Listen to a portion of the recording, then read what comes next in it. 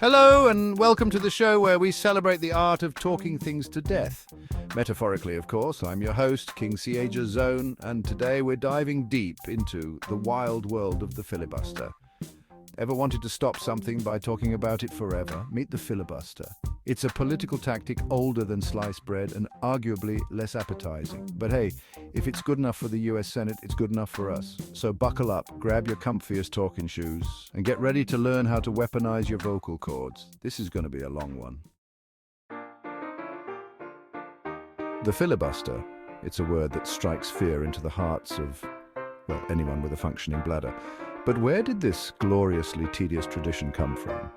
Legend has it that the first filibuster was actually just a very passionate caveman who refused to stop arguing about where to hunt mammoths. Over time, this evolved from grunting and pointing to, well, slightly more eloquent forms of obstruction. We're talking ancient Romans giving speeches that lasted days, medieval monks filibustering with Gregorian chants, and of course, who could forget the American revolutionaries? Turns out declaring independence involved a lot of arguing about tea taxes.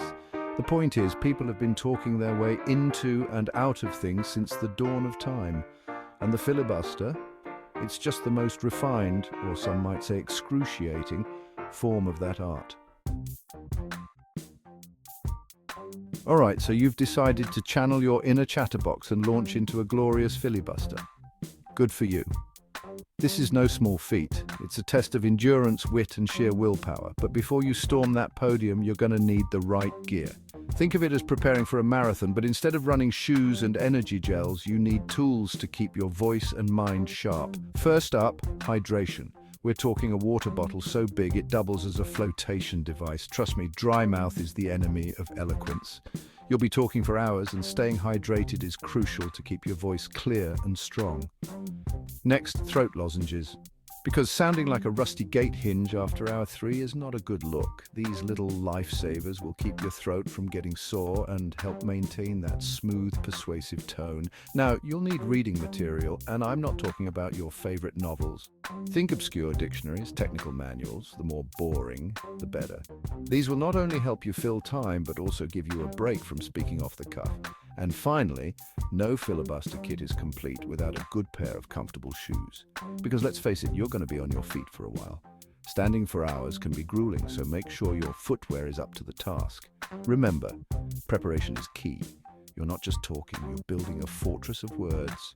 Make sure you have the right tools for the job.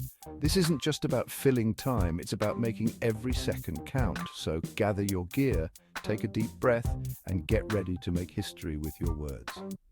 Practice makes perfect. Spend time rehearsing your speech, refining your points, and ensuring you can keep the momentum going. The more prepared you are, the more confident you'll feel when you finally take the stage. Don't forget to take care of your body. Light exercises and stretches can help keep your energy levels up and prevent fatigue. Remember, a filibuster is as much a physical challenge as it is a mental one. Fuel up with healthy snacks. Keep your energy levels stable with nutritious food that will sustain you through the long hours. Avoid heavy meals that might make you sluggish. Mental preparation is just as important. Take a few moments to meditate or practice deep breathing exercises. This will help you stay calm and focused, even when the going gets tough. Time management is crucial. Keep an eye on the clock and pace yourself. You don't want to burn out too quickly or run out of things to say. Confidence is key. Believe in yourself and your message. Your passion and conviction will shine through and keep your audience engaged. And finally, enjoy the moment. A filibuster is a unique opportunity to make your voice heard. Embrace the challenge and make the most of it. Good luck! Choosing the right topic for your filibuster is crucial. It's not just about talking endlessly. It's about strategically selecting a subject that will keep you talking while simultaneously lulling your audience into a state of utter boredom. You need something engaging enough to hold your own attention, but mind-numbingly dull for everyone else. The key is to find that perfect balance where you can stay focused, but your listeners are struggling to keep their eyes open.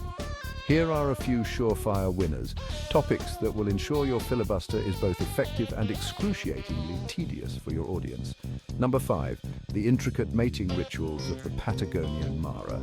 This small rabbit-like creature from South America has a surprisingly complex courtship process that can be described in excruciating detail.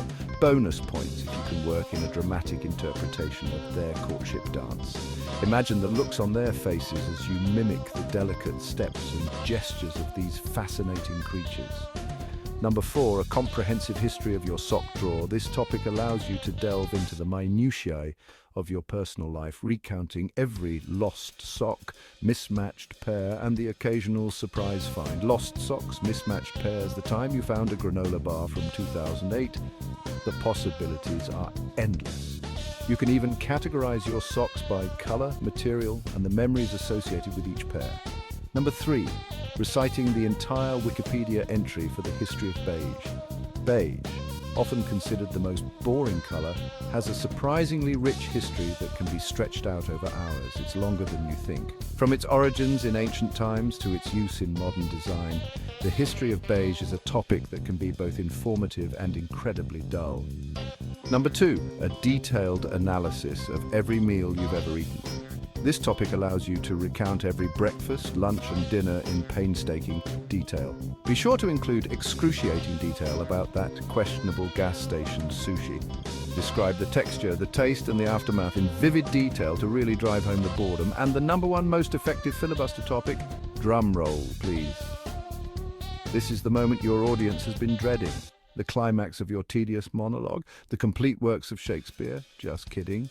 While Shakespeare's works are lengthy, they are far too interesting for a filibuster. It's actually the detailed history and manufacturing process of drywall. You're welcome.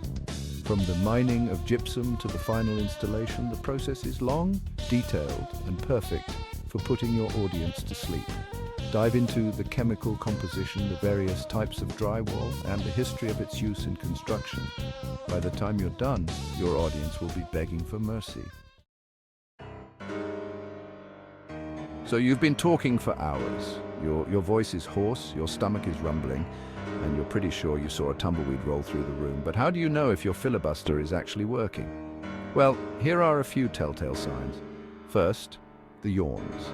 If people are starting to look like they're auditioning for a sleep apnea commercial, you're on the right track. Next, the eye rolls.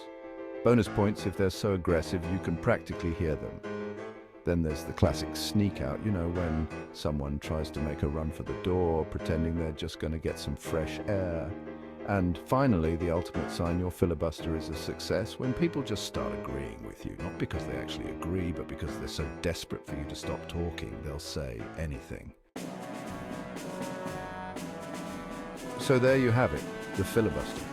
A time-honored tradition of talking your way into or out of just about anything. Is it efficient? Not really. Is it always effective? Debatable. The filibuster has been a tool wielded by politicians for centuries, a way to delay, obstruct, or simply make a point. It's a marathon of words, a test of endurance, and sometimes a spectacle of sheer willpower. Is it a surefire way to make enemies and clear a room faster than a skunk in a perfume factory? Absolutely.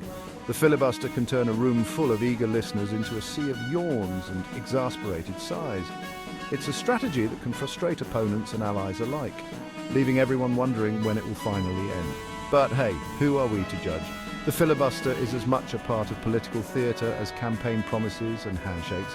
It's a dramatic performance, a way to draw attention to an issue or sometimes just to stall for time. It's a reminder that politics isn't always about swift decisions and clear-cut answers. The filibuster, in all its rambling, nonsensical glory, is a testament to the power of words. It's a demonstration of how language can be used to influence, to persuade, and sometimes to simply wear down the opposition. It's a tool that requires not just a sharp mind, but also a strong voice and a lot of patience. It's a reminder that sometimes all it takes to make a difference is a whole lot of hot air and the stamina of a marathon runner. The filibuster is not for the faint of heart. It's a grueling process that can test the limits of even the most seasoned politicians. It's a battle of endurance where the goal is to outlast your opponents and make your voice heard. So next time you find yourself facing down an unwinnable argument, remember the filibuster. Think of it as a last-ditch effort, a way to hold your ground when all other options have been exhausted. It's a strategy that requires determination, resilience, and a willingness to keep talking, no matter how tired you get. Channel your inner chatterbox, embrace the awkward silences, and never, ever underestimate the power of a well-placed tangent about the history of living. The filibuster is about more than just talking, it's about finding creative ways to keep the conversation going. It's about using every trick in the book to hold the floor and make your point. Who knows, you might just bore your way to victory. In the end, the filibuster is a reminder that sometimes persistence pays off. It's a testament to the power of words and the importance of standing your ground, even when the odds are against you. So the next time you're in a tough spot, remember the filibuster and keep talking until you've said everything you need to say. Well, there you have it, the filibuster. A shining example of how our democracy is both deeply flawed and strangely entertaining. It's a blunt instrument wielded in a system seemingly designed for anything but efficiency. But hey, who are we to judge? We're just a comedy show that spent the last however many minutes glorifying the act of talking someone's ear off. So, in conclusion, please don't try this at home or at work or really anywhere in public, unless you're prepared to face the consequences, which will likely involve a lot of eye rolls, exasperated sighs, and possibly even a restraining order.